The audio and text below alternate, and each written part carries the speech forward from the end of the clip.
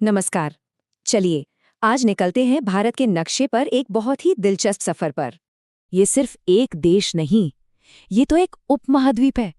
और इसकी कहानी जानते हैं कहाँ लिखी है? इसके अपने नक्शे में। एक ऐसी जमीन जो उत्तर से दक्षिण तक 3000 किलोमीटर से भी ज्यादा में फैली हुई है।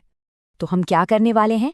हम चलेंगे इसकी रीढ़ के साथ, बिल्कुल उत्तर की बर्फीली चोटियों से लेकर दक्षिण के गर्म तटों तक, और देखेंगे कि कैसे कैसे लैंडस्केप, मौसम और यहाँ तक कि वक्त भी बदल जाता है। तो अपने इस सफर को शुरू करने से पहले चलिए जरा इसके विशाल पैमाने को समझते हैं। 3214 किलोमीटर। अब ये जो नंबर हम देख रहे हैं, ये सिर्फ एक आंकड़ा नहीं है। ये है भारत के सबसे उत्तरी कोने से लेकर इसके सबसे दक्षिणी छोर तक की दूरी। मतलब एक महाद्वीप जितना बड़ा सफर है ये। तो ये जो अक्षांश और देशांतर की रेखाएं हैं, ये भारत को उत्तरी गोलार्ध यानी नॉर्दर्न हेमिस्फीयर में रखती हैं। और यही विशाल फैलाव है जो यहाँ की जबरदस्त डाइवर्सिटी यानी विविधता की नींव रखता है।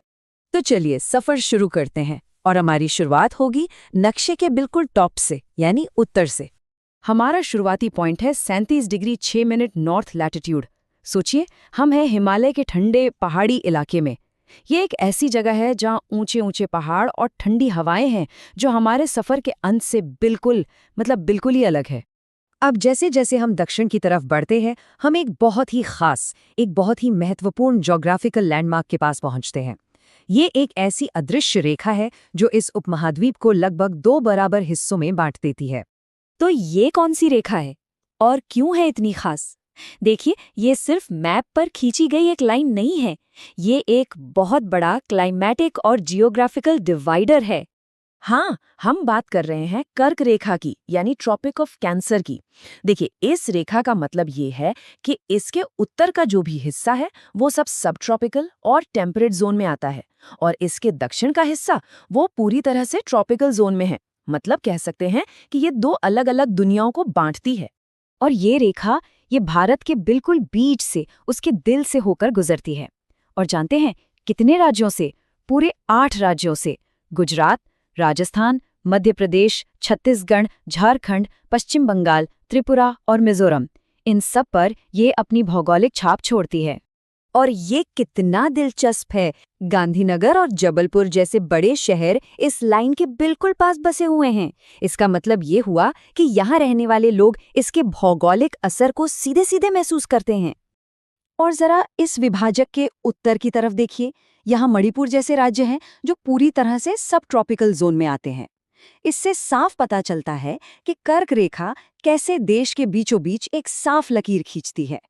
अच्छा, ये तो हुई भूगोल की बात, पर अब एक और मजेदार पहेली देखते हैं, और वो है समय की।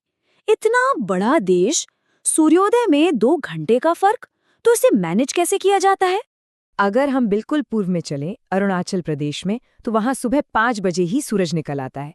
देश की पहली किरणें वहीं पड़ती हैं। और वहीं से करीब करीब 3000 किलोमीटर दूर पश्चिम में गुजरात में सूरज उगता है लगभग 7 बजे। सोचिए, एक ही देश पर सुबह होने में 2 घंटे का फर्क। तो सवाल ये उठता है कि 2 घंटे का इतना बड़ा फर्क आखिर ये एक देश कैसे हो सकता है? मतलब पूरे देश के लिए एक स्टैंडर्ड टाइम कैसे सेट किया जाए? इसका हल बड़ा ही स्मार्ट है। एक सिंगल लॉन्गिट्यूड लाइन जो देश के लगभग बीच से गुजरती है, उसे ही पूरे देश का स्टैंडर्ड टाइम मान लिया गया। इसे कहते हैं इंडियन स्टैंडर्ड मेरिडियन।